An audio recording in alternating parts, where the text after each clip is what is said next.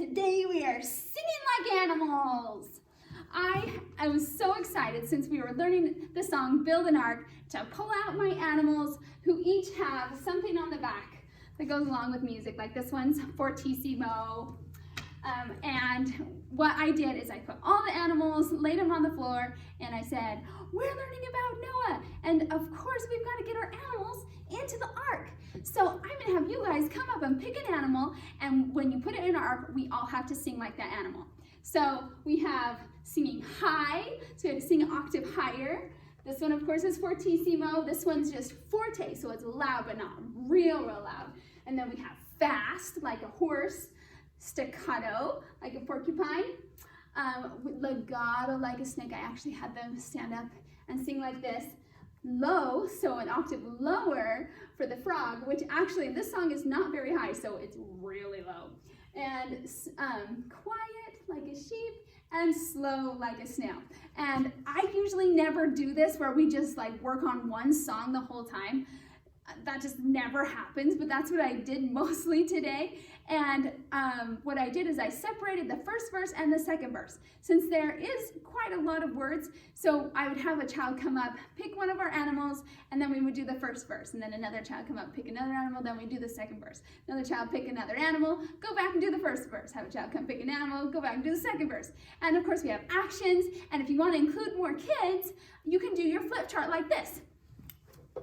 So you can put your flip chart just in a regular 3-ring binder, put it over the stand, and then have a child come up, because then they kind of feel responsible and to follow along with the words, and they come up and flip it for you. Because I find if I'm flipping it, it's really hard for me to do the actions and keep everybody involved. So it's much easier if I could have somebody else flip the flip chart, and then I can do the actions. So I think I might have just done the actions for the first verse last time.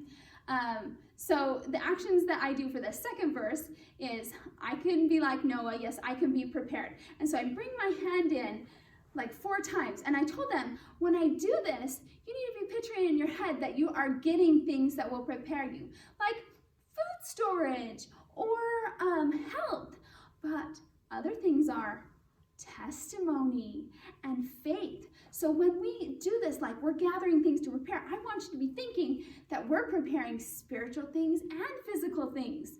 So Noah, he had to build this physical thing, this boat, but he wouldn't have even known to do it if he didn't have the Spirit with him, if he wasn't spiritually prepared to hear God's directions. So we have to have both. Okay, so I can be like Noah, yes, I can be prepared. I can build my ark, and I'll find safe shelter there. I will do the things I know are right. I will learn and pray with all my might. Then when the storm clouds come, and I tell them, notice it said when, not if, they're coming, so you better be prepared. When the storm clouds come, I'll be safe within my ark. And then the chorus, I will build an ark before it starts to rain. I will follow God's prophet, for he speaks in God's name. I'll prepare, and here's our preparing. I'll prepare every needful thing. I will walk. You can do walk like this. You can do walk like this. Or you can do walk like this. Righteous ways.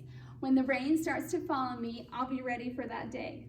The kids had a great time. Even though we were singing the same song over and over, they loved it. And even in senior primary, we hadn't done the frog yet. And I said, okay, I think we're done. We're going to try a different song. And they were like, no, we want to do the frog. So we did the Families of God really low frog voice. So the kids just enjoy the animals, singing like the animals so much. I hope this gives you some ideas for your lesson.